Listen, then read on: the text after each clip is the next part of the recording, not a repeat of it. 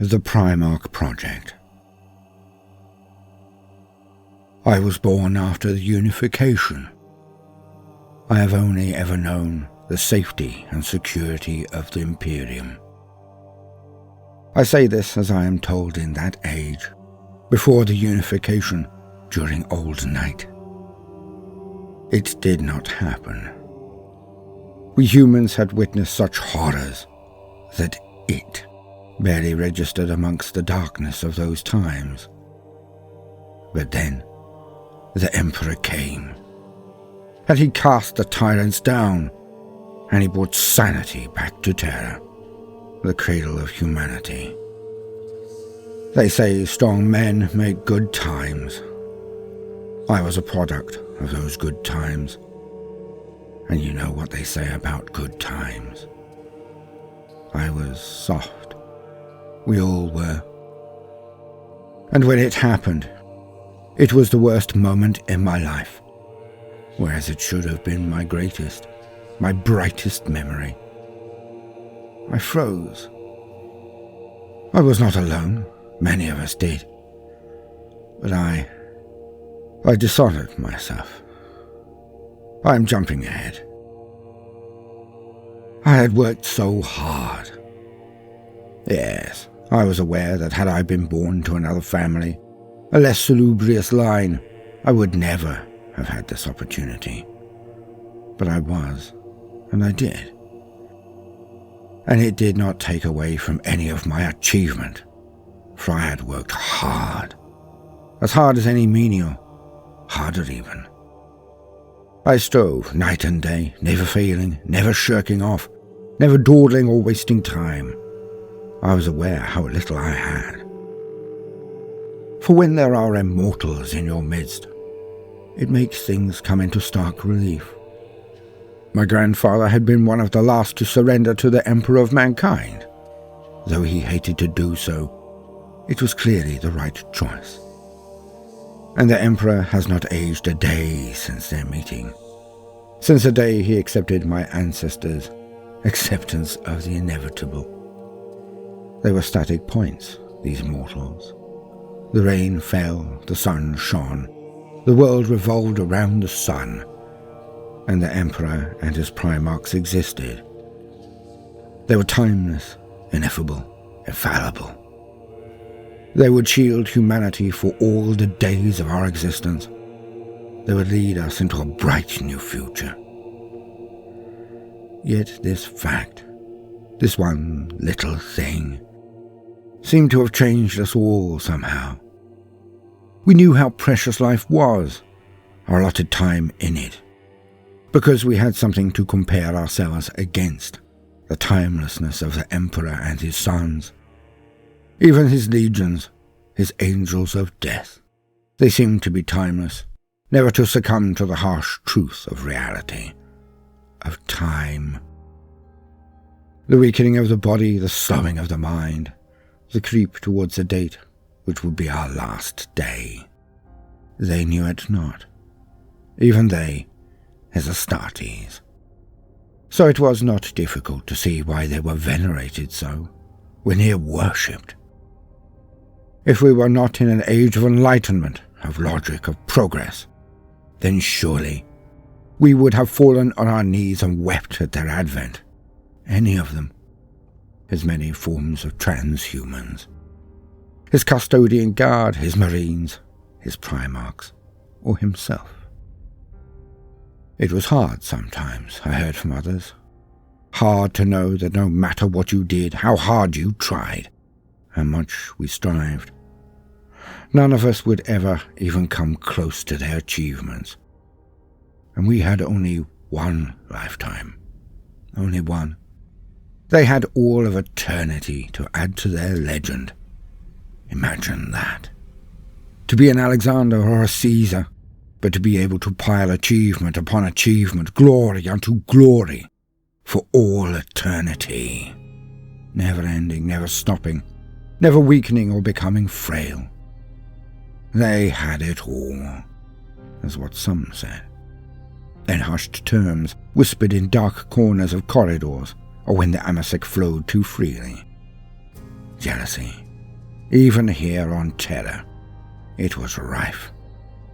But I could not see it that way. I could not.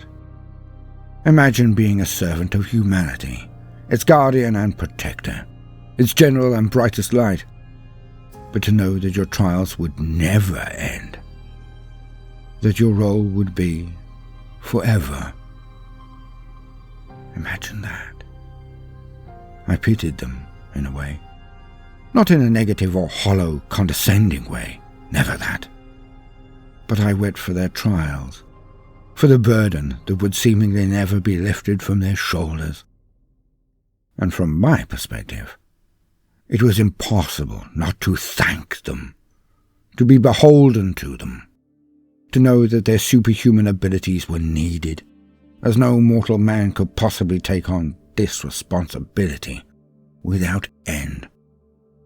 They were asked to do this forever. I know the propaganda.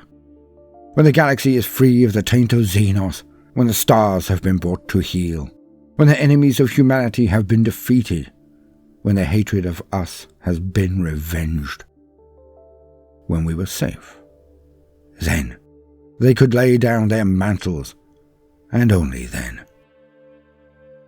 But I could not compromise this, for the galaxy is so large, its horrors so manifold, its dangers so multitudinous. I saw no end to their duty. And in this I mean no disrespect to their abilities, their ardour, their conviction. If anyone could dominate the galaxy, then surely it was the Emperor and his sons. But I had that sinking feeling that they would never be free, never be able to say, "This has been done. We can rest now." For there are always more enemies, always more deviants and Xenos in the dark hidden regions of the galaxy. Always. And so I woke each morning with this feeling, my drive. I would assist them. I would aid them. I would extol their virtues. I would give credit where it was due. It was all I had to give. But I would give it. I would record their deeds. I would be one of the core who would witness their hardships, would show the rest of humanity what was being done in their name, what sacrifices were being made for their protection, for their safety. I would be a remembrancer. And my hard work paid off, for this was supposed to be my day. There were others, of course. A score of us had been chosen from the region. Some poets, some singers, artists, or dancers even. I was a historian, and a damn good one. For otherwise I would not be in those chosen. My exhaustive history of the unspeakable king and his neverborn was what took me over the finishing line, I believe. What made me stand out. I was told it was not the thoroughness or detail of my work. It was the analysis that had won me the place. My parents were so proud. We were of a lesser house, so to be chosen was a great feather in my father's cap. My brother, the eldest born, would also gain some lustre at court due to it. And they dreamed of receiving personal messages and updates from the very cutting edge of the crusade. That I would fill them in on juicy information they could use to further their standing at court. For all doted on the reports from the front, the glorious litany of victories that constantly rolled into the capital world and were disseminated so loudly. It was a time of constant jubilation, for despite the hardships and privations we all experienced, we knew it was for the right reason, for the right cause. We were winning. The glorious armies of humanity were led by the master of mankind and his transhuman sons. They simply could not be defeated. In fact, with the exception of the dark years of the Rangdang Xenocides, there seemed to be nothing in the galaxy that could resist our armies, our legions, our space marines. But in all of my study, in all of my tireless activity, in all of my secret pride at my cleverness, I had never once availed myself of the picked viewers. I treated it all like an academic task, a challenge. And despite how much time I devoted to their study, how much I thought I knew them, their trials, their secret travails, their hardships, I had never once seen one move. Not once. How could I know? How? But then, how could I not know? It had a name. It was a known condition, a realistic and logical reaction, identified, catalogued, and annotated. Yet I missed that as much as I missed the reality of my own situation. I was a fool. The day came. I was so excited. I was fit to burst, as always. My family tried to relax me, to bring out a laugh. But not this day. The event should be somber before becoming a celebrant. It was a reward, but one hard-earned, and there was nothing funny or to be jested about. The honor of it all. Or so I thought that day. I was going to receive my papers, my mission, my status as a remembrancer from one of the sons of the Emperor himself. One would be there to hand my remit to me. I could not believe it. I knew I would meet one in my new role, but they were always out fighting, doing what they were born to do, leading the fleets and armies of the Crusade. But one had come to Terra. Briefly, it is true, but one had returned, and they had been allotted to my ceremony. I would see one firsthand. I thought I was ready. I thought the biggest issue I would face would be not gabbling out a million questions, trying to wait until I was assigned to a fleet before being able to interrogate one of these beings of light. And I was prickly with my family, due to the nerves. But they knew me. So they ceased their prodding. They stopped the jibes. They just smiled to each other as we processed to our conveyance. And I felt like a lord of the Imperium when we flew through the airs. My new uniform pristine, my identification and invitation clutched to my chest so tightly. I took what I imagined would be one of my last looks at Terra, for I would soon be shipped off into the Crusade. I had to burn the memory of this place onto my mind, so I could explain the differences between it and the many myriads of worlds I would see, so I could explain to the denizens of the court in words that they would understand. I knew I would see splendor and horror beyond the ken of any who remained on Terra. I was one of the elect. We alighted, and then slowly walked to the venue's core. A summer day, the light bright, the air as crisp as could be expected on Terra. It was the perfect day, the perfect venue. I joined the other candidates, the elect, as we stood before the stage, all looking up at the empty podium. Behind us sat in lines of chairs our families and friends. The highborn of Terra massed for a moment of glory. But that is when it happened. The moment I can never take back. The moment my life course changed. My projected life ended. For they were late. All knew. Their appointed moment had come and gone. But, strangely for an audience who were unaccustomed to waiting for anything, there was no background buzz of rising chatter. There was no hum of complaint and whispered to and fro betwixt families or those seated close by. We were awaiting a son of the Emperor, a Primarch. No matter the delay, we all knew it was for the very best of reasons. He was busy, so we would wait. Then it happened. Perhaps due to the lateness, perhaps because this one was not versed in their effect on normal mortals. But it happened. The curtain on the stage was drawn back, but as it did, they were already moving. Such economy of motion, such speed, such confidence. The beings that marched forward were huge, armored from head to toe in warplate. They towered over all, but with the elevated position, it only made matters worse.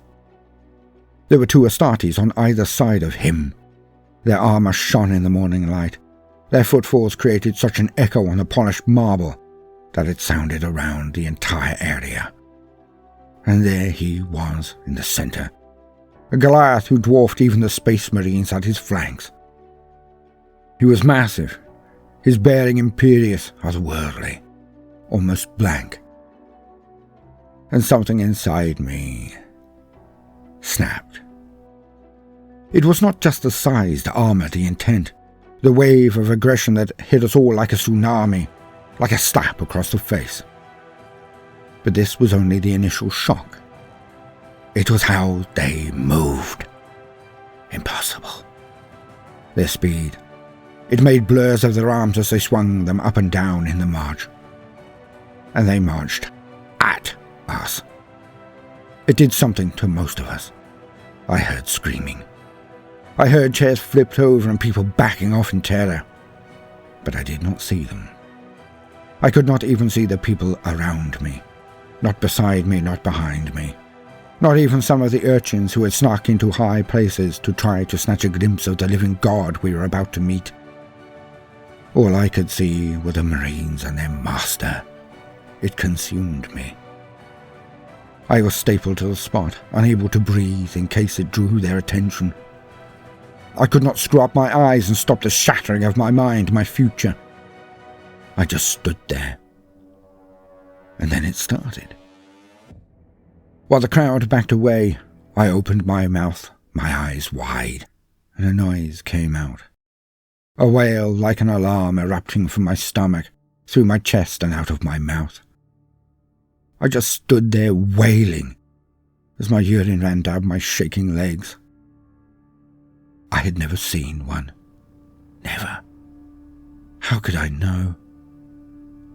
I unmanned myself. The titanic being seemed confused for a moment, then nodded its head. He knew. He had been warned or cautioned, it seemed, but took no note of it when he had arrived. He had been one of the last found of all their number. In the days that came after, I made a million excuses for him, but it did not matter. The damage was done. He took immediate action. He stopped his walk to the podium and outstretched his hands, as he then slowly moved forward now. His Marines stopped by a single hand gesture. He spoke slowly. He spoke calmly, as he then approached the podium and stopped there. He began a known and quite lengthy greeting on the behalf of the Emperor. As we were all highborn, we knew the words, and its familiarity calmed everyone there. Then he went on, and his stentorian tones calmed all. No more screaming. No more retreat. Embarrassed, most picked up their chairs again and tentatively sat back down, enraptured by his speech. He did this so calmly, and he turned the event around. And he even stayed calm when I continued my wail. He merely looked down into my eyes, so gently, so knowingly, and closed them, then reopened them slowly. And he smiled the warmest smile I have ever seen. He smiled at me and nodded, then went on to look around the crowd again, and I calmed. I closed my mouth. But I still could not move. I was transfixed. I was a statue. And when the names were called for the remembrances to attend, he did not even call mine out. We were in order, so he knew. He knew my name, and he omitted it. At its end, me standing there alone, he stepped down from the stage and slowly, oh so very slowly, walked toward me with his arms wide in greeting. But to all, it must have looked like a shepherd trying to calm a terrified grox. I could do nothing but stare as he encompassed my entire vision. He smiled at me again, but there was a tinge of sadness in his eyes and the curl of his lips. He looked down on me, and he spoke. To me alone. His voice was projected so strangely. How he did that I never will know. Be able to talk so softly, just to me, so personally, yet so that all there could hear. He told me that I should not be ashamed, that he had erred, and he apologized. To me he apologized. He explained that it was a known phenomenon. It was called transhuman dread. He stated it was not my fault, but his. He should have been more careful. But he also stated that one who suffered from transhuman dread could not be a remembrancer. He did his best, throne knows why. He was so unspeakably kind. He stated to all that I had been the one he most wished to meet, that he had read my treatise and had requested me personally as a remembrancer for his fleet, that of all here, the elect, I was chosen. He then said he would send me reports. He would send me the deeds and details as none other, for I could then spend my days in that which I was most skilled to do, to tell the tales he related in a way that the people of the Imperium could understand, could experience. He said it was my most important duty, that it was not necessary for me to be amongst the crusade to contribute beyond any historian who had ever lived. He said I better serve the Imperium by remaining here and performing my mighty works. And each word crashed down on me like a mountain. Not because I had wasted my life, not because I had failed at the very last hurdle, not because I had just shamed my family and myself, and I knew, despite his pretty words, that I would never outlive this calumny. I was crushed by the weight of his words, because they slipped from a thing that should not, could not be. A living God spoke to me, and my mind collapsed under the weight of it. Transhuman dread, he called it. And all I can ever think in my most secret, most private moments, all I ever imagine when my mind rebels against the need for sleep haunting my every day, my every hour, is this. How can anyone or anything stand against the power of our armies, our marines, our primarchs? They will do it. They will conquer the galaxy. And not just this one, but all galaxies, all worlds, all stars in the universe. For surely none, nothing, can stand against such sheer, unadulterated power.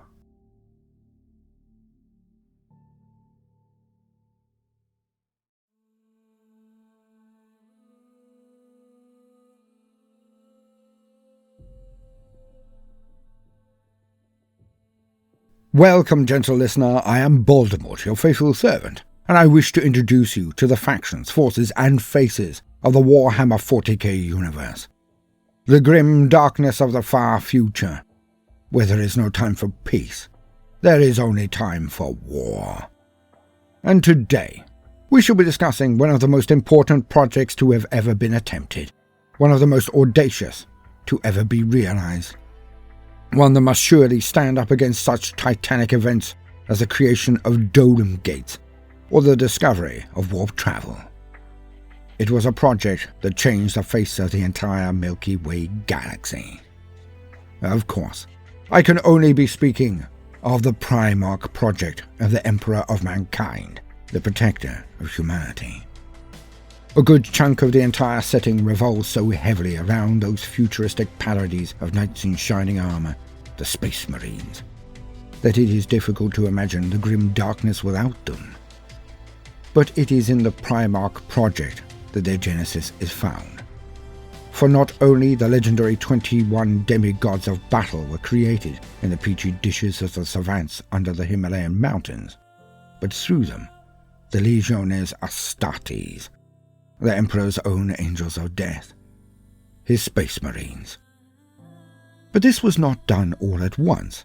There was no straight path from conception to realization.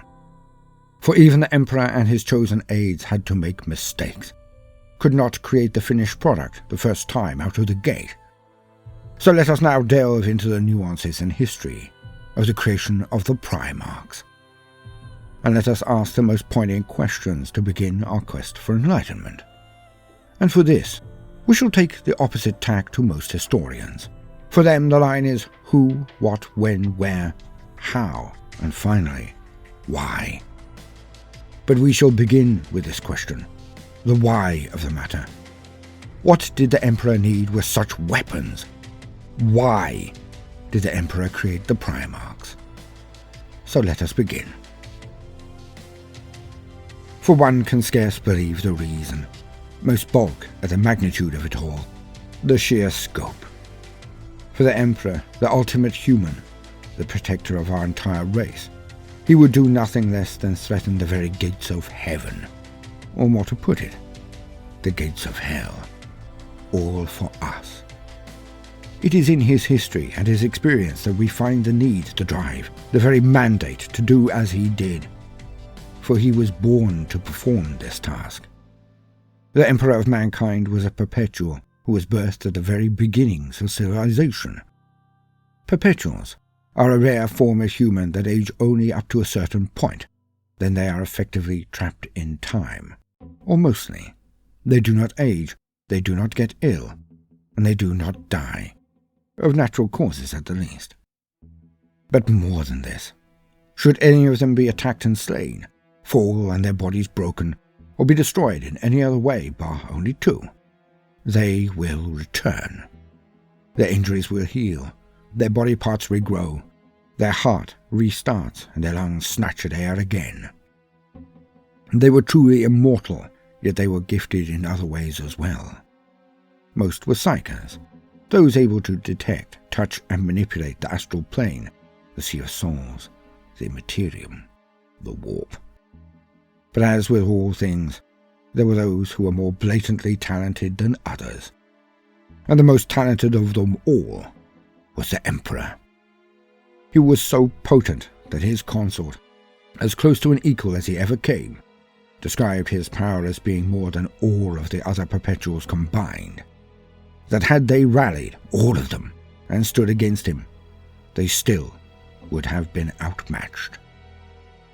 This is newer information in the lore, but it does not effectively change anything from my point of view at this present moment. For the Emperor to me is still the combination of the souls of the shaman of Earth. They gathered and knew that they were being stalked, that humanity had enemies in the ether, enemies of the future, whose hands stretched backwards in time to this point. And they slew themselves as one, so they could combine their souls' potence into the one receptacle, the one being. For they were all gifted as psychers and wise men and women, to be called shamans at all. The ultimate human to watch over all of the race, as otherwise their spirits would be taken one by one, and humanity would be defenseless to those dark forces in the warp. Hence were the reincarnated souls of the entire shaman class made into the Emperor. Now I square this circle by stating that the souls of most went to the Emperor, and perhaps the later perpetuals were merely fragments of this ritual that did not quite make it to the whole. And, of course, that one perpetual who came first was just a precursor, a couple of souls merged together, who couldn't quite wait. Hence for me, the perpetuals should always have been drawn to one another, as they were always intended to be one, the Emperor. But in any case, the perpetuals all met and worked with the Emperor at one point or another, for he was a leader through and through. He commanded respect by action. He drove many forward by his will and example alone. Now this could intimidate and anger those around him, for as they would all attest, they could not keep up. But they also did not agree with him on so many things. Perhaps it was his enhanced ability, intellect, wisdom, connection to the warp. It is impossible to say. Or perhaps it was the drive from his genesis, his reason to live being to protect his race, and his inherent knowledge that time was always against him, against his plans. But he was utterly without doubt, as any man of conviction is, if they know there is no option but to win, no choice whatsoever. And this came across as arrogance. So there were strains with many, and wars with some of his perpetual brothers and sisters, his fellow immortals throughout time, facing one another either as friends and colleagues, or as adversaries and bitter enemies. But he always won out. Always. And he has been alive throughout all of human history. Regularly, if not frequently, he has attempted to step in to guide humanity onto his golden path. He has been many figures in history who have been teachers and prophets. He has attempted to stay mostly in the background, but his fingerprints and those of the other perpetuals are littered throughout human history. And they all know what he aims at: the swift evolution of humanity. For he knows it must be done before we are consumed utterly. In this reality, the grim darkness of the Warhammer setting, the dark gods thirst for the souls of humanity, and 3 of the 4 are connected to us far more than any other beings in the universe. Though the Eldar make a superbly sweet treat, it is humanity that they wish to make their thralls. It is us, the last creations of Ka, the last of the old ones.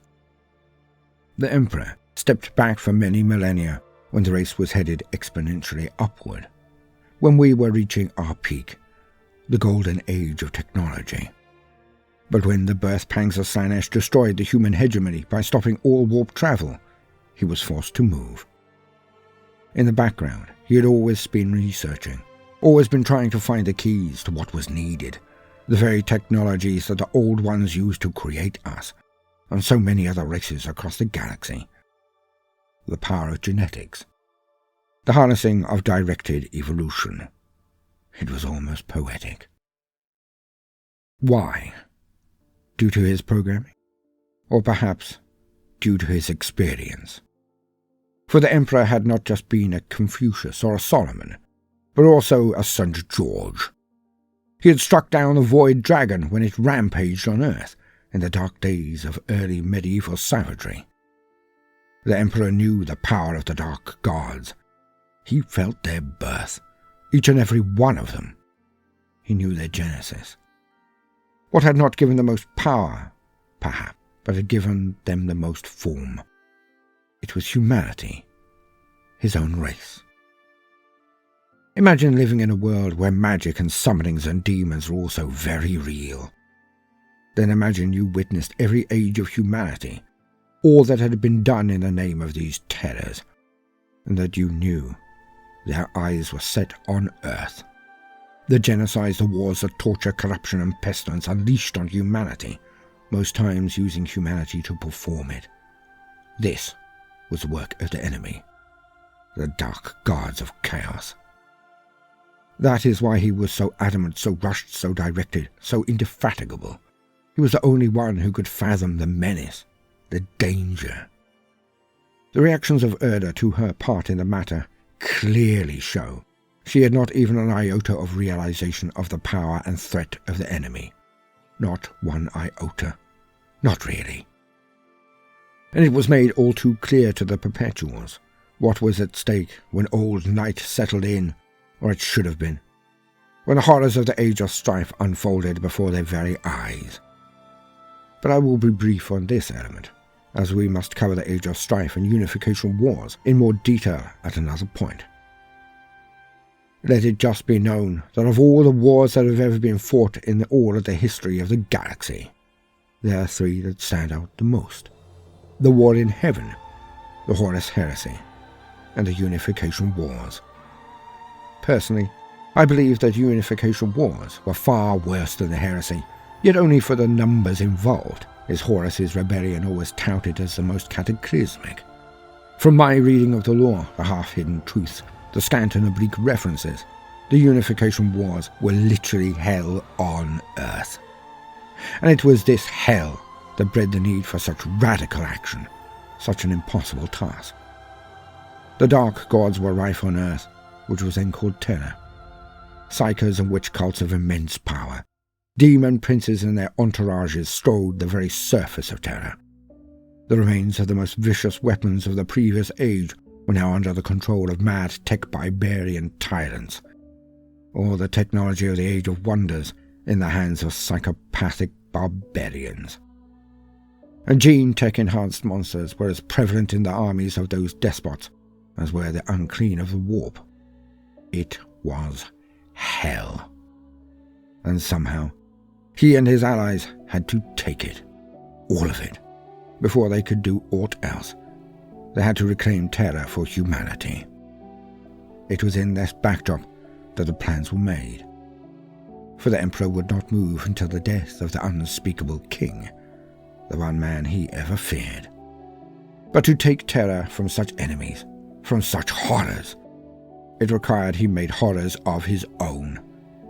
As stated, the Emperor was trying to create more advanced, more evolved humans, so he was a master geneticist and surrounded himself with more of them at every opportunity. And thus he took his long-term plans and he condensed them. He made his custodian guard. Custodes were the most developed humans possible with his craft.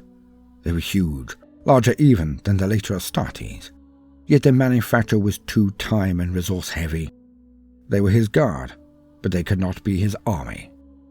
They simply cost too much. So he created his Thunder Warriors, and the template some say they came from, the Angel, the forerunner of the Primarchs.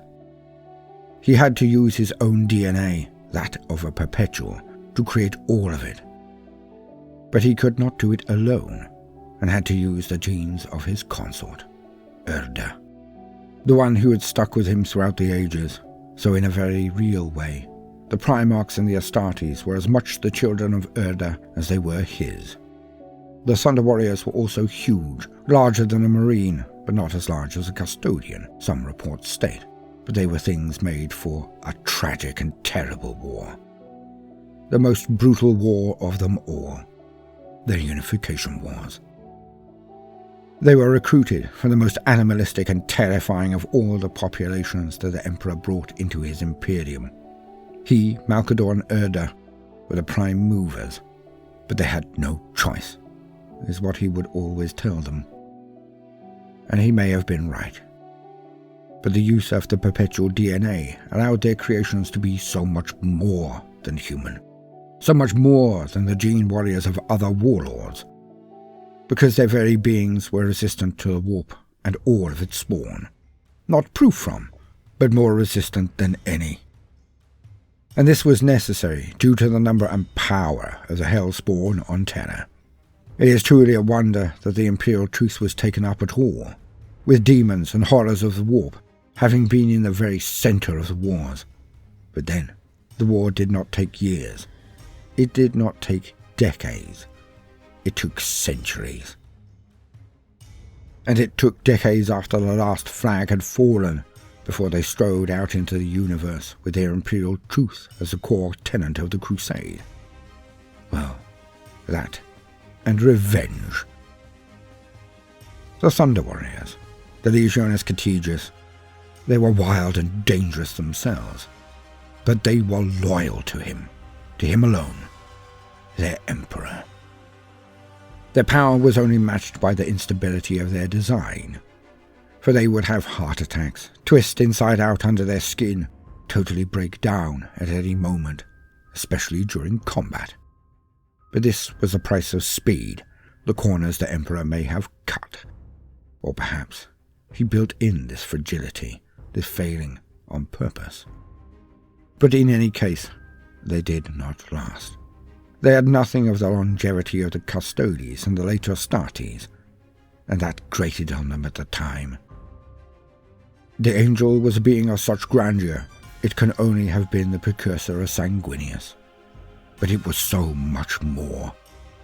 Its light drove away chaotic influence and beings before it, and its ability to slaughter was unmatched. It destroyed demons and psychers alike and flew on its golden wings surrounded by a corona of power, directly into the midst of any army it was set against, and it destroyed them all. Alas, like the Thunder Warriors, this angel who outshone even the Primarchs was flawed. At the height of its youth, it went mad.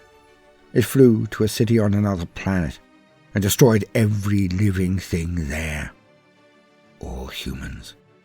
It stated they were not worthy of the love of the Emperor.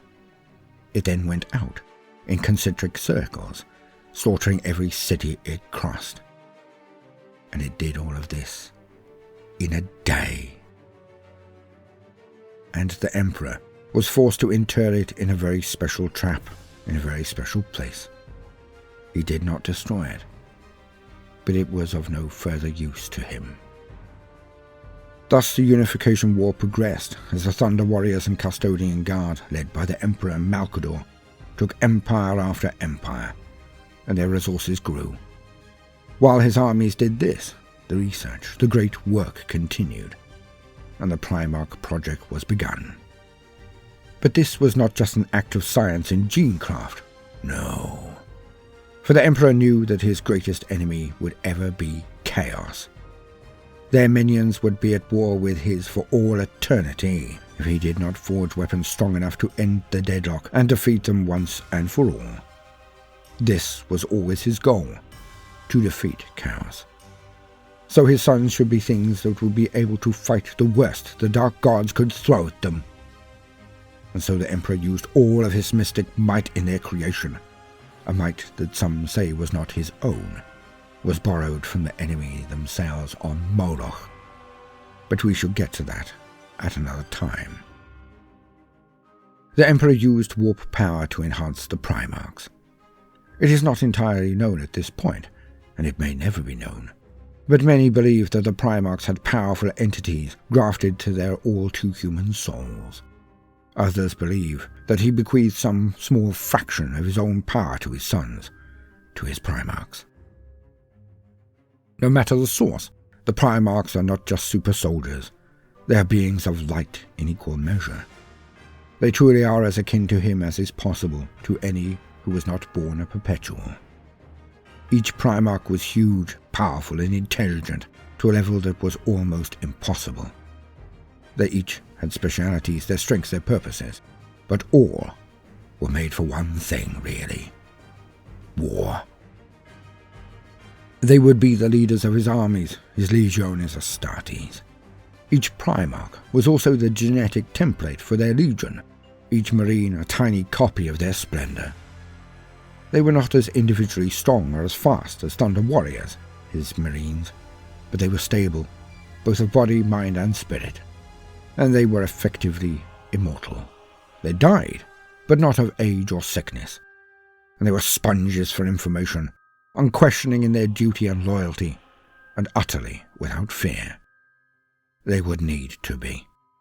For they would face all of the Xenos, the alien races of the galaxy, and they would be tasked with bringing them all low.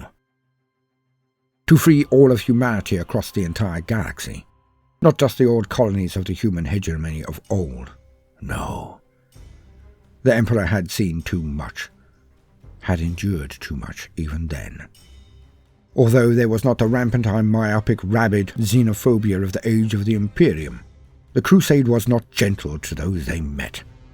They had been raised on the tales of the traitorous attacks on humanity during Old Night. Even previous allies had turned on us, hence they were not gentle at all. And they would defeat all they met, but it was most often due to the abilities of the Marines, not only possibly due to the brilliance of their leaders, of the Primarchs. Each was a general of astonishing ability, and they used their sons, their legions, like fine crafted scalpels. Perhaps the Crusade would have been successful without their inspired leadership. Perhaps. But if they had not existed, had not helped, had not led, then the crusade would have taken millennia, if not more. They, as much as the Astartes, and the billions of support armies, fleets, and technical support staff that they took with them. They dominated the galaxy. Almost. But it was not as it should have been. For the Emperor was betrayed. He had designed his sons, had gifted them his genes and those of Erda. He had clothed them in dark power, and he had made them homes. Under the Himalayas, the Emperor's palace, deeper even than his labs, there was a lake, and around that artificial lake were villas. 20 villas for his 20 sons, but the last were twins, Ferris and Omegon, so 21 of them were made. Yet they did not enjoy one moment of these villas, for they were not raised on Terra under the watchful guiding eye of the Emperor Malkador, because the Emperor was betrayed. Erda, his consort. She took truck with the path that her husband had laid out for them. She did not wish the Primarchs to be weapons of war, despite being complicit in every step of the project. She told herself that she was saving them from their father, that his dreams would use them all up. She told herself that she was setting them free, when she worked with agents of the Dark Gods to spread them throughout the universe. She knew of the enemy. She had witnessed the power of the Dark Gods, was near as old as the Emperor himself, so she would have known of their birth through him, if not from herself. She would have walked through all of time, seeing crusades and wars and plagues and horrors all performed in their names. Yet she took her own sons and threw them into the warp, into the very clutches of the Dark Gods. They were scattered across the galaxy. So in one manner, she was right. But the results of her actions, the influences that changed them, not being raised as brothers, not being raised by the Emperor Malkador and Erda, as had been planned. It was the footstep of doom to the entire human race, and everything that has happened since, all of the pain, misery, and slaughter that came later, every last inch of it, is on her. It is Erda's fault. She was too weak, and listened to the blandishments of chaos. She betrayed the one man she knew was fighting them, the one man who could possibly win against them. Her companion of tens of thousands of years, the Emperor. But it was her children, the Primarchs, who paid the price. The terrible, terrible cost of her meddling.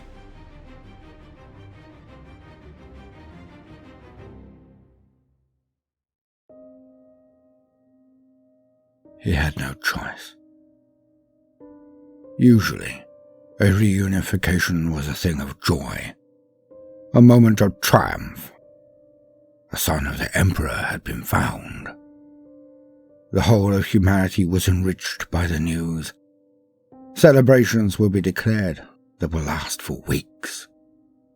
All across the stars, all of mankind would come together, for a lost Primarch had been found. But not that day. But not that time. Not for him, the Red Angel. Not for the Lord of the Twelfth. Not for Angron. I was there. I had been rotated into close proximity many times that leg of the crusade. The Emperor once stopped as he processed past me, and just leaned in and whispered in my ear, "You are my lucky talisman on this expedition. Stay close." I was honored and bemused in equal measure, for it seemed so unlike him. Not to talk to one of us, for he spoke to us all individually. We were his, and he talked with us, not at us, more than any I had ever witnessed, bar possibly Malkador, of course. Even his sons. It always struck me as odd, the complexity of their relationships. The father and his sons, the king and his generals, the master craftsman and his tools. Depending on how you look at things, depending on who you asked, when, where, and why. But I was with him like a shadow that campaign, for it troubled me. Luck, talisman, these were not his usual fare. What harrowed my lord so? What disrupted his calm? Nothing untoward happened for months, battle after battle, world after world. I was his shadow, and I only knew why he turned and looked at me that time. The moment when he knew. He wanted one person, just one, to know, to understand. For he summoned me on the night before it happened. Just the two of us spoke. Others were present, of course, but he only spoke with me. He was somber. He looked the same, but there was a depth to his sigh, a resignation in his stance. He started by telling me of an aquatic animal of ancient earth, how it perpetually hunted, how it could never rest. And if it did, if it ever stopped moving, hunting, staying, it would die. Not out of hunger, not out of thirst, not out of age. It would die of inactivity. It would die, as its only reason to live was to hunt. He then spoke to me of time, of hurry, of the consternation at the slowness of our progress. He spoke to me of knowing what was happening out there in the dark, beyond the fringes of the Imperium, beyond the reach of our crusade. The terror and horror that was being inflicted on humanity, the pain that was rife in the dreaming, the anger he felt at what was still to be done. The errors and mutilations that could have been prevented, if he had only been faster.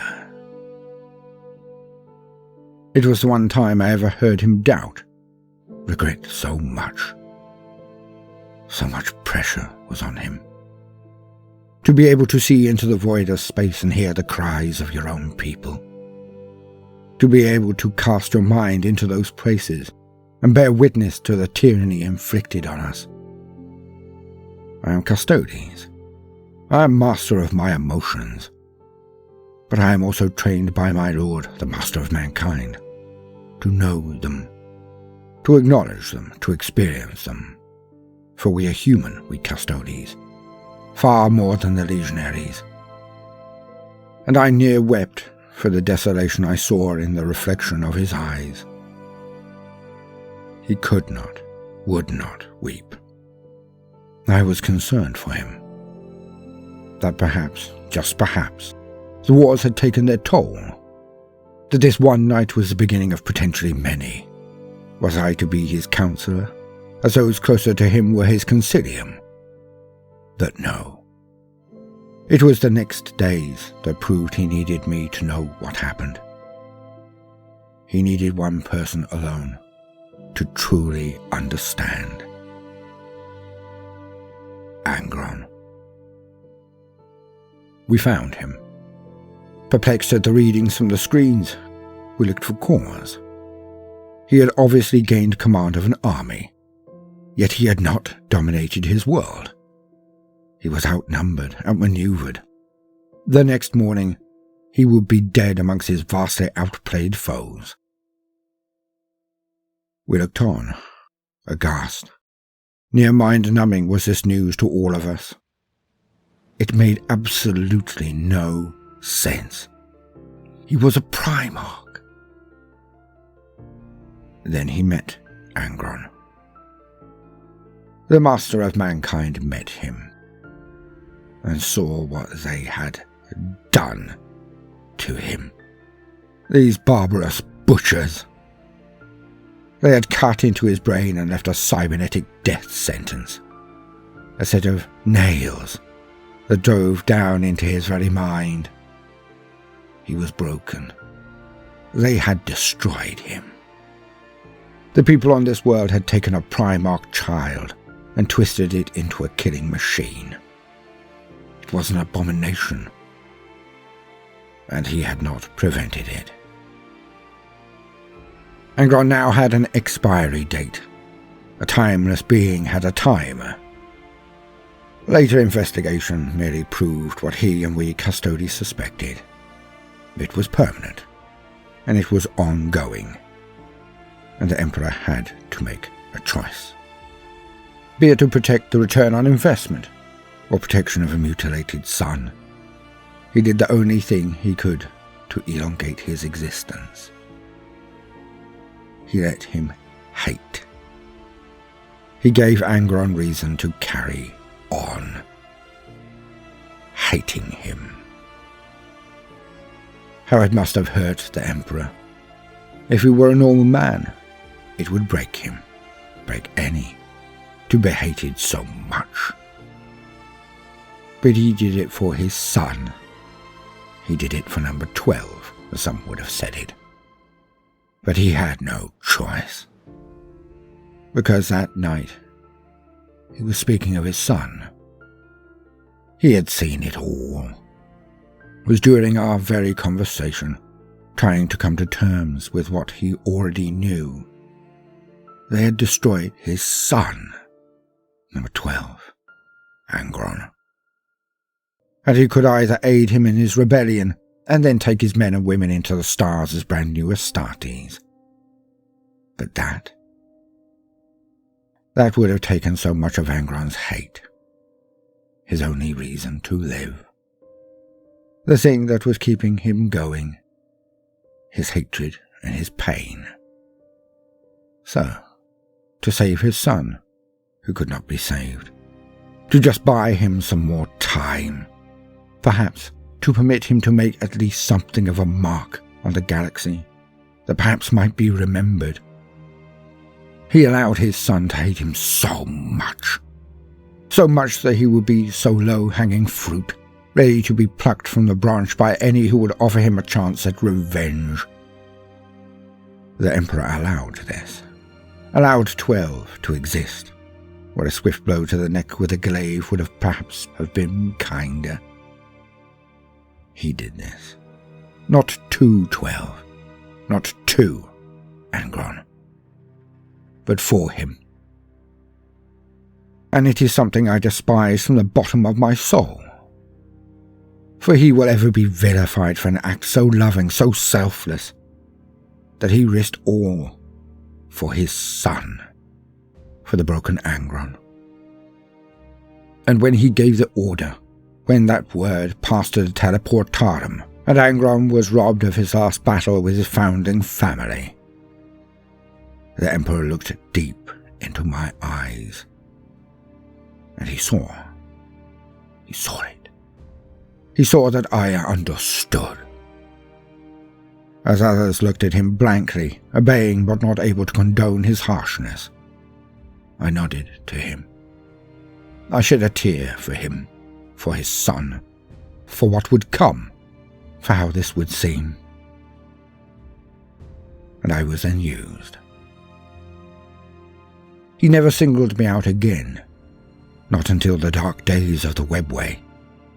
And, despite how much I loved being near him, I did not begrudge it. For we had shared too much.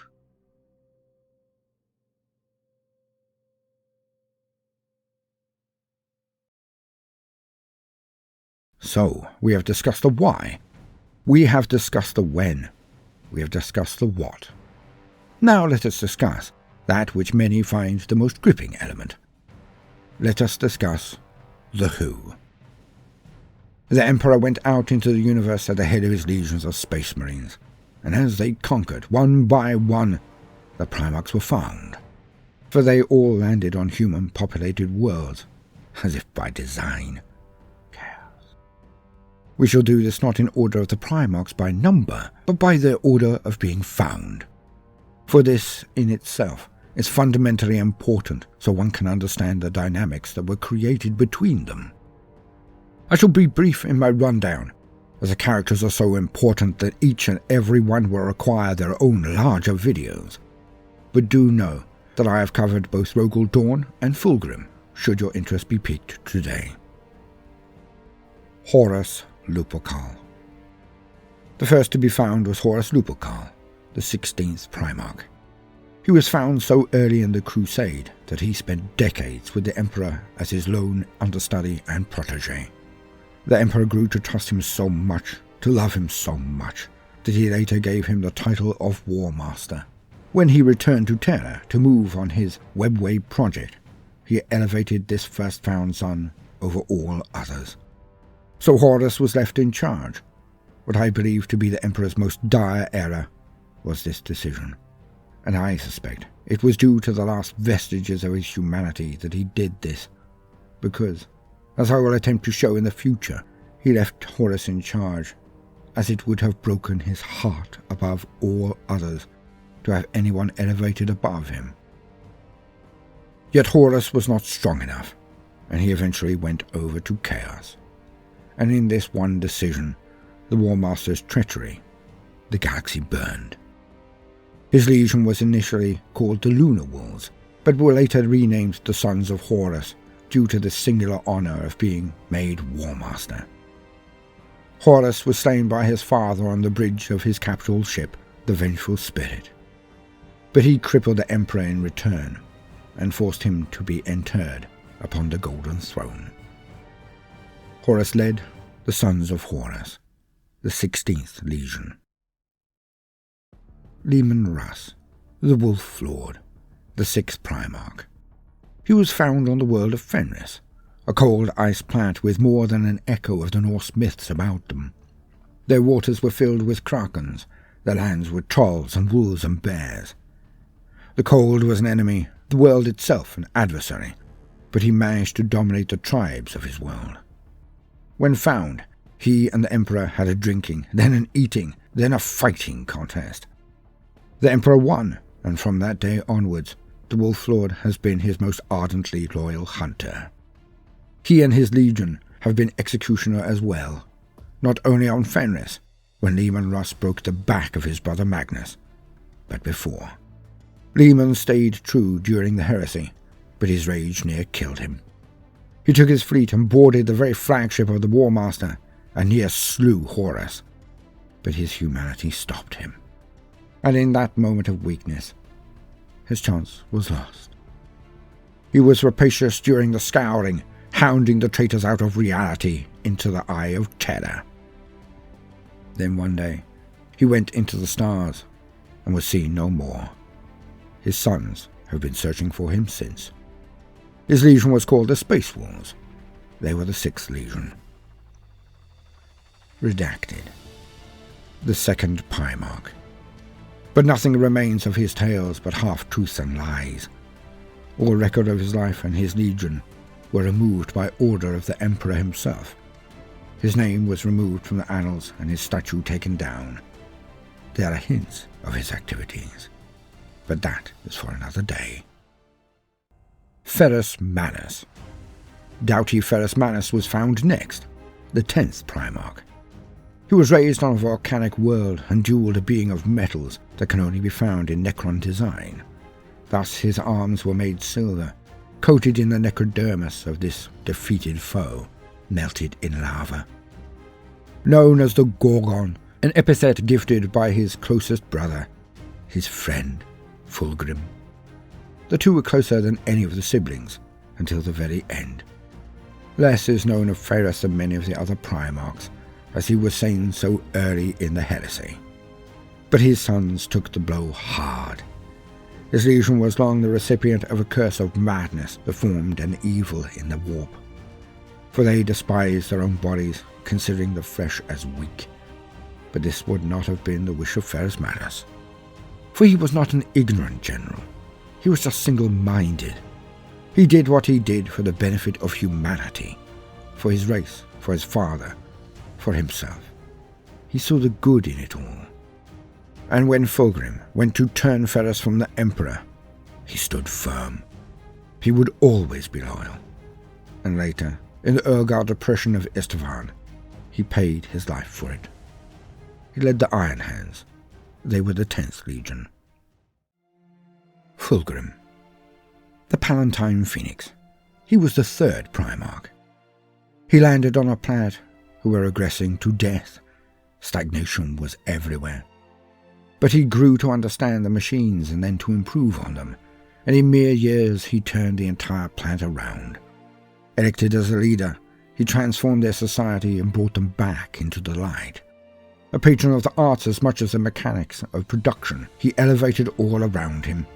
He was one of the first found, and thus he should have been one of the most successful. He had the talent and drive. He had the vision. But his legion did not exist. Accidents and issues had eliminated the gene seed of his army, so he had to build it slowly over time, and live in the shadow of others while doing so, never able to shine. He was great friends with Ferris Manus, but he was well liked by many. Ribbed too much perhaps, as he overstepped. He had classic small legion syndrome. But in the end, it was not his lack of love for the Emperor that took him to the side of chaos.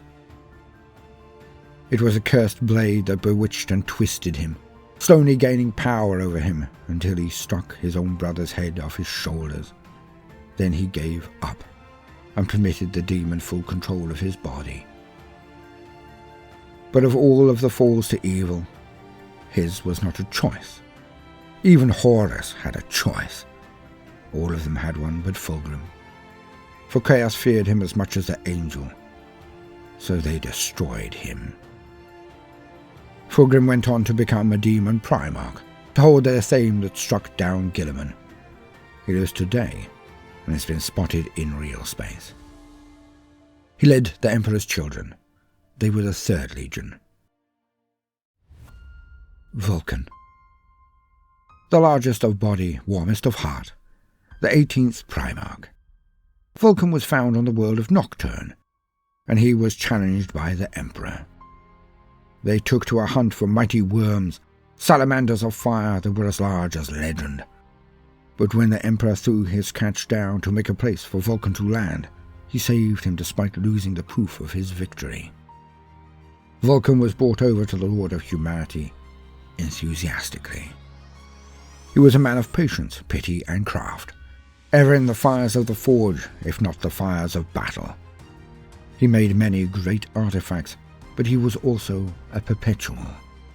From his father he had been gifted the life of a true immortal, the only one of his brothers to receive this.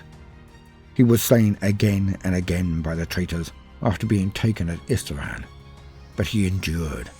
He came back, and then he escaped. He returned through many difficult ways, but he made it to Terra to be there at the end of the heresy. Ever the most humane of the Primarchs, his priority was always the safety of the people, not the destruction of his enemies. He led the Salamanders. They were the 18th Legion. Rogel Dawn. The left hand of the Emperor and the Praetorian of Terra. He was the 7th Primarch. Rogel was always taciturn and serious, yet his heart burned with a cold anger that few could face. He was asked to fight against not only his older, most cherished brother Horus, but all of those brothers who had cast in their lot with Horus. He had assistance from Jagatai and Lehman at points, had a final moment with his brother Sanguinius, but for the greater part of the heresy, he fought them all alone. He is the rock on which the Imperial defense was set, and his tireless work was all that kept the Dark Guards from smashing down the walls of the Imperial Palace near a decade before they actually got there. He fought so hard for so long. But he could not stop what was written in the sands of time. He could not stop the destruction of the Emperor's body. He was ever the most loyal of all of the sons of the Emperor. He went missing during a boarding action against the First Black Crusade. But there are whispers. Rogel led the Imperial Fists. They were the 7th Legion. Reboot Guilliman. The Avenging Son. He was the 13th Primarch. When the Emperor met Reboot, it was to find him in charge of a growing empire in the stars. He had brought peace to his world, then set out to the local region. He had brought prosperity, efficiency, and health to all of his growing realm, and he greeted the Emperor as a lost family member. From there, Reboot ever the consummate administrator and planner, was given the command of his legion. He went on to be one of the most swift and efficient of all the Crusade forces. His army was supplied perfectly, and his marines outnumbered near all of the others. After the Rangdan Xenocides, their numbers even surpassed those of the now shattered First. Reboot would be the only Primarch not to engage in the Scouring. He and his Ultramarines were left to protect the Imperium from outside influences, Xenos foes, while the rest destroyed the traitor legions. He was one of the last to fall as well. His life put on hold when he was cut by a chaos-cursed blade in the hands of his fellow Primarch, but now demon-corrupted, Fulgrim. But it was also Reboot who has returned first. He was placed in stasis after his wound, but taken from it nearly 10,000 years later. And he is now the Lord Protector of the Imperium, the only loyalist Primarch active. He led the Ultramarines. They were the 13th Legion. Magnus the Red, the Crimson King. He was the 15th Primarch. He met the Emperor before ever the Master of Mankind had even stepped foot on this world of his exile. For Magnus was the most gifted psyker of all of his brothers. He conversed with the Emperor by telepathy many years before he was physically reunited with the Crusade. And his advent, his return to the Imperium, was the very salvation of his sons. For his legion were being twisted due to a mutation, and his very genes were thought to have saved them, to stabilize them. But this was not the case. He brought his knowledge of magic and right with him into the Crusade. Magnus also worked with Yagatai and Sanguinius to form the Librarius, the Psyker Space Marines who could use the warp as a tool and a weapon. But Magnus was tricked. He was led down wrong paths by the greatest liar of them all. For the dark god Tzeentch set his eye upon Magnus from a very early age. It was the god who had cured his men of the mutations. It was the dark gods who would then save him when his father sent Leman Russ. Magnus had been so loyal to his father that he even broke the rules which banned wizardry, all in an attempt to warn the Emperor of the betrayal of Horus. He had tried to stop Horus falling, but he could not. So he warned his father. But the spell he sent to smash through the walls of the defences of the palace on Terra, it went too far. He went too far, and he broke the wards. But in so doing, he acted on the behalf of the dark gods and broke the bubble in the webway that his father had made. It was the Emperor's greatest work. So the Emperor sent Leman Russ to bring Magnus to explain himself. Horus intercepted this communique and changed the orders, and Leman Russ killed Magnus. At the last, Tzeentch stepped in and took Magnus's spirit and his sons to the warp. He is a demon Primarch now, having given himself over utterly to Tzeentch. He led the 1,000 Sons. They were the 15th Legion. Sanguinius, the Angel. He was the 9th Primarch. In many ways, he was the ultimate son. He was so alike to his father. Even Reboot commented on this when he gave him command of the Imperium Secundus. A blatant mutation was all that barred his perfection, but it was a harkening back to the Angel of Prototype. He had huge white wings coming from his shoulders, strong enough to carry him, even armored, into the skies. And he was a psyker and a warrior par excellence. But it was in his warm way, his ability to always see the best in his brothers, in humanity, that made him so like his father, and his wrath. It was a thing to behold, for it was akin to their fathers again. He was possibly the most dangerous of all Primarchs, possibly, but in the end analysis, he was most powerful as a package. Yet he saved his legion from a life of savagery and being sneered at, and he turned them into arguably the most noble legion of them all.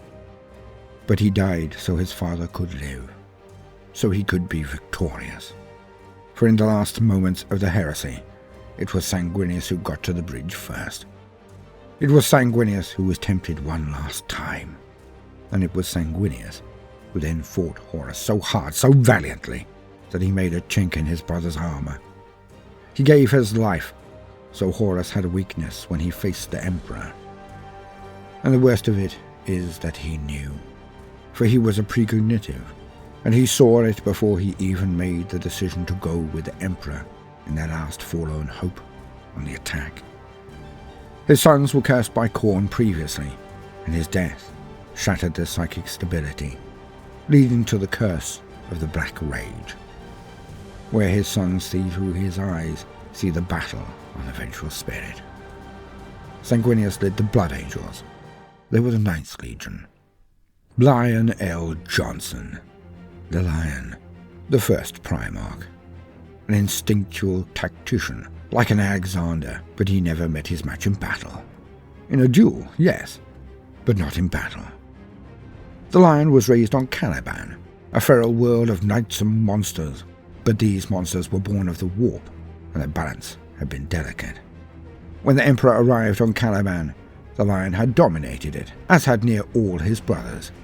He had gone into the woods and forests, delved the darkest corners of his world, and he had expunged all that was there. He had destroyed the warp beasts. When the Emperor took him into the Imperium, he gave to him command of his sons, the First. They were the legion that had fought with the Emperor the longest. They he trusted more than any other. They had weaponry that others had not been granted, as much as the Russ was the executioner of the Emperor. The Lion and his First Legion were also a threat. For they were the largest for so long, the most numerous, only second to Horus's victories, for the Lion roared and swept through the galaxy, conquering at a frightening rate, until the Rangdan Xenocides. But none others could stop them. 2 had already tried and failed, so the Emperor sent the First, and it diminished their numbers, though it exalted them in glory.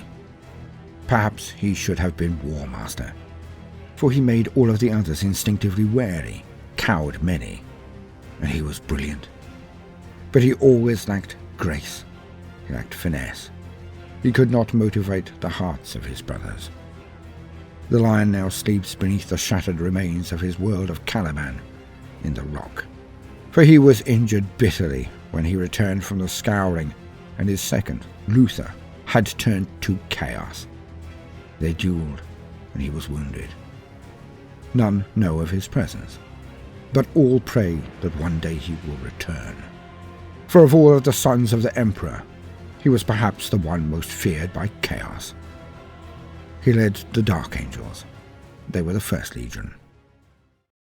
Perturabo, the Lord of Iron, the 4th Primarch, oddly aware of things as instinctive knowledge, landing on a cutthroat world of cunning and deceit. Perturabo was self-raised until his services were of value, then he became a commodity. He was cursed in more than one way. Only the twisted would say blessed, for he was aware of the Eye of Terror at all times. He felt it looking down on him, like a premonition, a fixed watcher. And he did not build bonds on that world, for he knew the plays that were taking place. He read the people around him like an open book and saw their selfish intent. But it made him bitter and very resentful. And when he was met by the Emperor and gifted his legion, he decimated it. Not for failure, not for cowardice, but for not reaching their potential. He broke his legion to his will as he broke every situation, every enemy or challenge to his will. He was unstoppable. But this led to him being left in unwinnable wars of attrition, so he adapted. He formed such harsh recruitment replenishment that he could sustain the losses, but he was irked by the special treatment, the lauding of his siblings. When Horus came to him, it was easy, and Perturabo served as the tactician of Horus, especially during the Siege of Terror. But even then, he did not gain his due. He was chased from reality like his brother traitors. He became a demon Primarch, but none have seen him since his apotheosis. He led the Iron Warriors. They were the 4th Legion. Mortarion, The Pale King, the 14th Primarch. He was raised in a horror.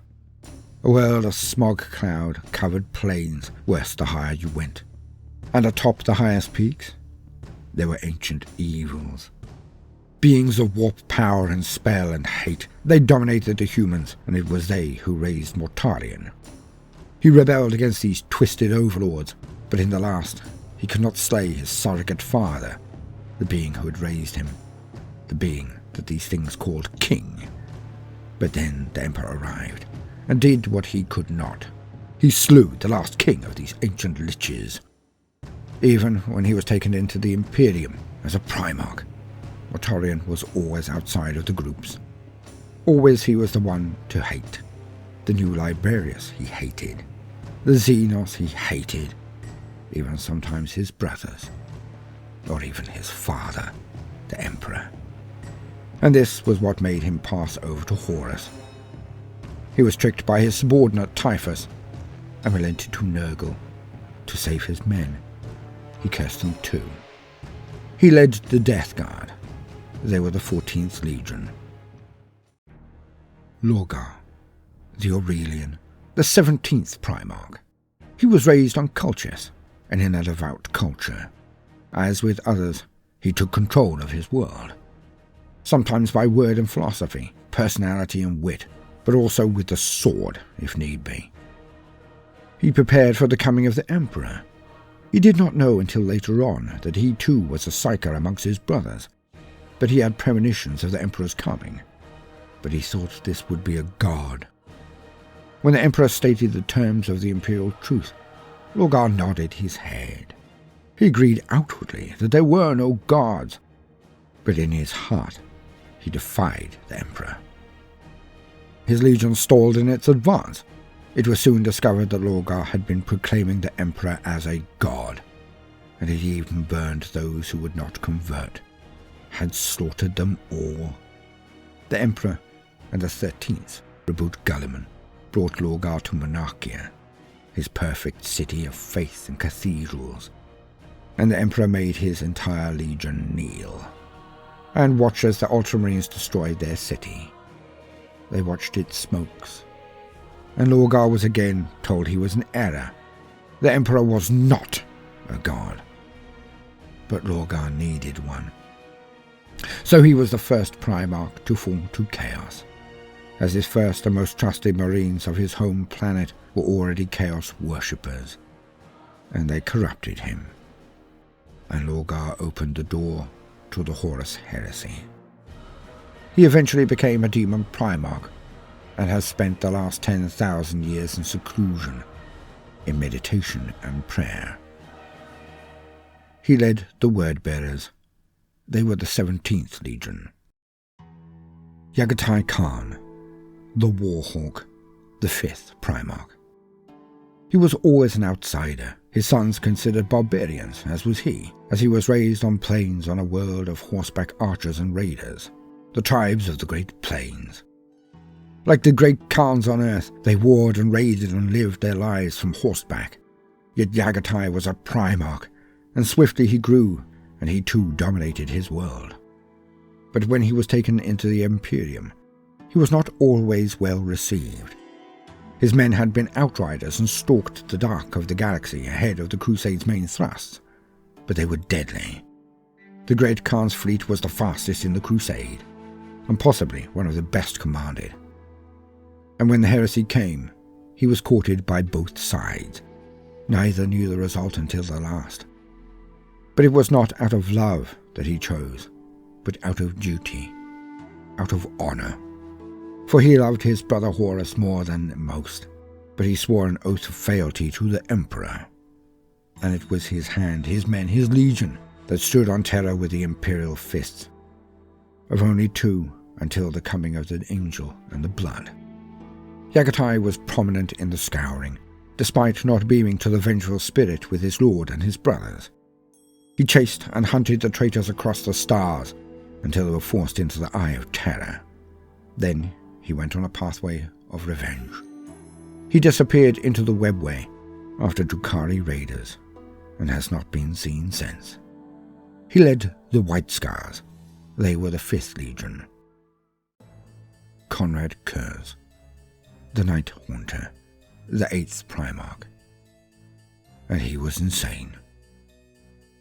There was no better way to put it, but in fact, he was crushed by his own abilities. Raised on a world of evil, he was feral for most of his youth, living like a wolf, taken from the herd when needed. But he abhorred what he saw. For Nostromo was a nightmare world of might making right, where all were lawless and faithless. So Konrad set out to change that. He would bring order and justice, but he was indiscriminate. Any break of the law was to be punished, and his savagery in prosecuting his vengeance was designed to instill fear. It worked. Within a scant few years, he had cowed the entire planet. None dared to resist his regime, or he would appear in their homes, destroying them publicly. But the crime rate was practically zero. It was this that he brought to the crusade. He took command of his legion and made them into weapons of terror. They had already been so, but they were only enhanced by his arrival. When he met the Emperor and some of his brothers on that first day, he saw how they would all die, and he understood now how he would die. The visions he had throughout his life, his gift, expressed itself with the seeing of others' deaths and his own. Konrad descended into a nightmare as his war went on. His legion went with him.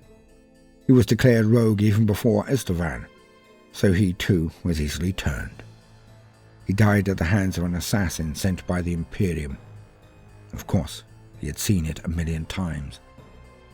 But he did not resist the strike that ended him. He commanded the Night Lords. They were the 8th Legion.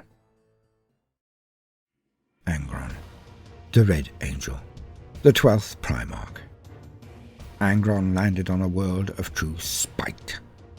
They had gladiatorial rings that killed hundreds, and he was large, strong, aggressive, but young. So they took him, and they cut open his head, and inserted an archaic device they dubbed the Butcher's Nails. They destroyed the nerves, making their only pleasurable experience combat and pain. These nails ground into the brain and inflicted constant intense pain. The more when inactive, the more inactive, the worse it became. And they destroyed Angron. Despite this, he grew to adult size and rebelled. But he was not what he should have been, and they were about to be destroyed in one last battle. His rebellion over, the Emperor arrived, and he met with Angron. Then he had him teleported onto his ship and did not permit Angron to save his friends on the planet. Angron never recovered from this. He always hated the Emperor as a tyrant. He hated the Master of Mankind, and he was easily turned to the side of Horus. He had truly been looking for an excuse. Angron ascended to demonhood, and he rampaged across Armageddon. And even now, he prepares his forces in the warp to assail real space in the name of the Blood God. He led the World Eaters. They were the 12th Legion. Corvus Corax, the Raven, the 19th Primarch. Corvus Corax landed on Deliverance, an old mining facility, but he was raised favorably compared to many of his siblings. He was discovered by the Emperor and quickly took his legion and retrained them. They would outfight as he did. They would master the shadows. His forces were effective, but the brutal frontal charge so favored by some was not his choice. It brought him into direct confrontation with Horus, but this was as nothing compared to the betrayal of Istvan, the drop site massacre. His legion, his sons, were destroyed. He and so few others escaped. He tried to rebuild his legion, so they could fight again. He went to the Emperor and was gifted insight and information. He accelerated the process. But the Alpha Legion struck again, and again his sons were dead or mutated, warped and twisted. He joined in the scouring, but when it was over, the dour son of the Emperor could not live with his actions, could not allow the betrayals to stand. so he went into the warp, and has been hunting for the demon Primarchs ever since. And now, he is akin to a thing of horror himself, for he has changed within that dire realm. He led the Raven Guard. They were the 19th Legion. Redacted. The 11th Primarch was expunged from the Imperial records, his statues taken down by order of the Emperor. But there are rumours.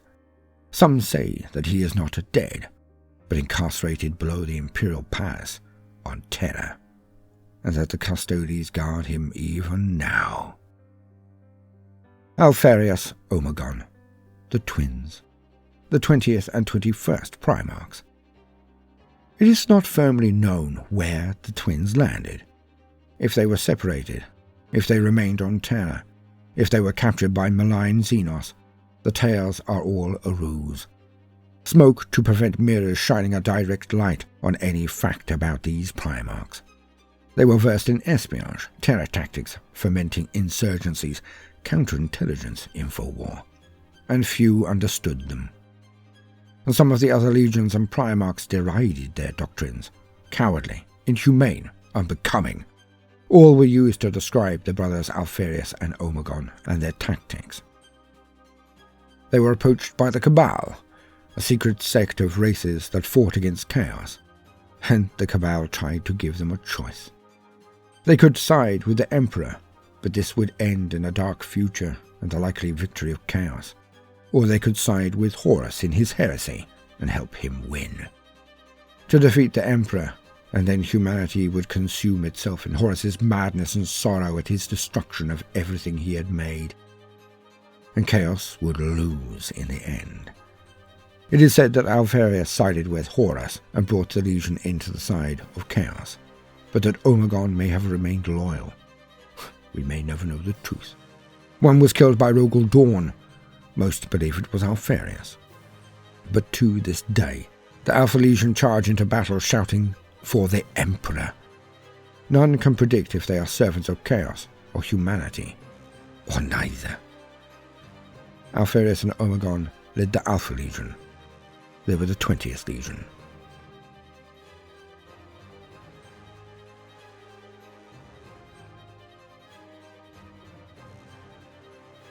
No matter what you do today, do try to make some time for fun. Toodaloo.